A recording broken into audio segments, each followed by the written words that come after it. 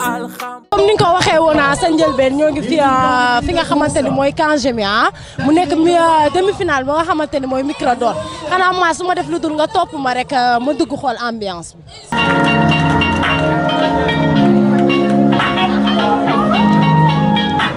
première partie bi nga xamante ne moom la rappeur yi def tey nag dama xool si ki nga xamante ne mooy Audi CFA Audi CFA tey nan nga dundee kii bi.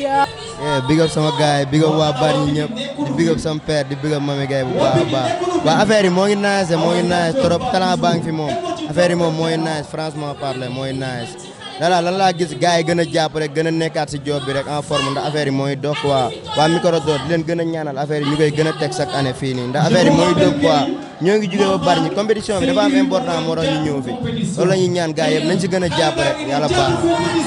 Merci beaucoup. Merci. Alors on continue. waaw salaamaaleykum maa ngi béggee ñëpp di béggee ñi fi teew ñëpp waaw di wax aussi que Al.Xam TV Al.Xam production gars yi initiative bi nice na en fait boo xoolee depuis un certain temps ñu ngi woon ci compétition bi bon yàlla doxal tey ñu ñëw ba demi-finale di sant bu baax a baax que affaire yi ñu ngi ñaan yàlla aussi tamit ñu àgg fa nga xamante ni aussi bëgg nañ ko quoi muy dem ba final xam nga di sawdab gars yi fi teew yëpp di béggee all fans yi nga xamante ni ñoo ngi may béggee di ma support waaw jaaraama jaajëf. Merci beaucoup. ñu fekkaat keneen ka nga xamante ne mi ngi se nomme tout simplement ILKB na nga def.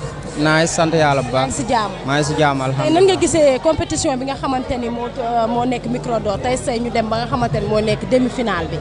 donc ñu ngi rafetlu initiative bi affaire bi ba mu commencé ba léegi ñu ngi koy topp di ko siifur di def suñu devoir li ci des ñu bàyyi ko ci loxoy gars yi parce que boobu ba léegi ñu ngi gis ñu ngi koy teg ci yoon quoi donc ñun ñu ngi jógee ba Darou Moussi pour ñëw fii. pour teewal rek hip hop quoi ñun moom hip hop mooy taw suñu deret fii waaw lu mu laaj rek dañ koy def quoi instant bi def nañ suñu devoir ñi ngi xaar résultats yi. merci beaucoup kàddu yi rafet na. xool Tupac mi nga xamante ne dafa bokkoon si candidat yi Tupac noo dundee tey lu mu tudd compétition bi. affaire pour l'instant moom mu ngi dóob mais ins bi nañu xaar résultats yi génn rek waaw. kenn ku nekk li nga war a am après nga jël ko yóbbu ko. waaw Tupac dafa mel ni sànq gis naa la ngay jaabante dafa mel ni da nga tiit. non booy peg du tiit baay man Pikine laa dëkk nag. yaa wax loolu américain laa du ma tiit. kon nag firi rek bàcc ñu wéyal. micro d'or bi macha allah bon ñu ngi leen di remercier carrément parce que li ni Ndar da ko soxla woon quoi indi fi compétition côté culturel quoi voilà gars yi parce que Ndar bougé wul culturellement Ndar bougé wul.